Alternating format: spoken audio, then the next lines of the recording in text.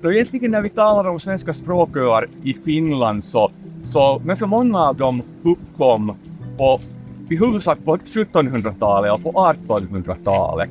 Det var många svenskspråkiga industriexperter och ingenjörer och tjänstemän som flyttade med sina familjer till mer eller mindre finskspråkiga orter som Hitthammerfors, där majoritetsspråket alltid har varit finska.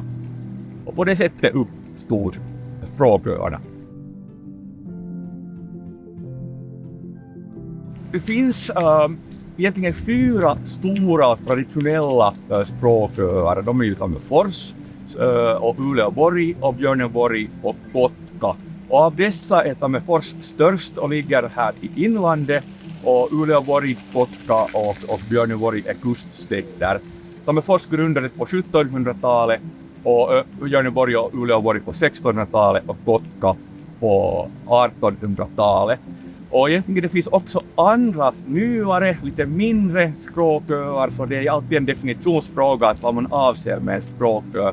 Men att man kan nämna till exempel Lahtis och Jyväskylä, och tidigare nämndes också Varkaus många gånger i språkösammanhang.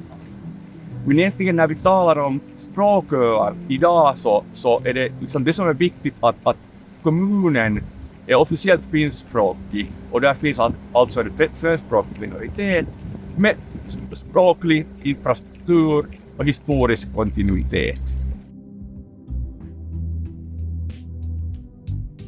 Språköarna är viktiga på många sätt. Alltså språköarna bidrar till den här kulturella mångfalden och språkliga mångfalden på de här orterna, både på individnivå men också på samhällsnivå.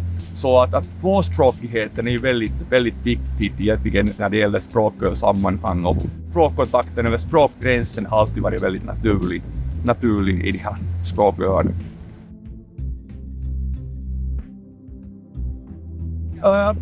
Språköarna förändras ju hela tiden och utvecklas i tiden. Det är väldigt naturligt.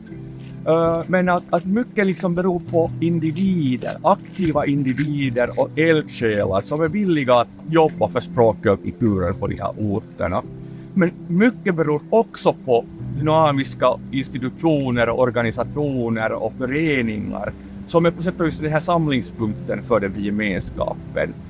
Skolans roll och framförallt gymnasiets roll är mycket avgörande, och det måste finnas barn och unga och föräldrar som vill sätta sina barn i en svensk skola, och det är väldigt viktigt tanke på språköarnas framtid. Men jag är personligen optimistisk. Här finns ganska många intressanta så kallade svenska rum. Föreningsverksamhet finns det och klubbverksamhet finns det.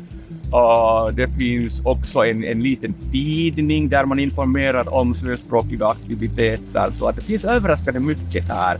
Det finns alltså också en svensk församling och liknande saker. Och mycket som händer kring just skolan här.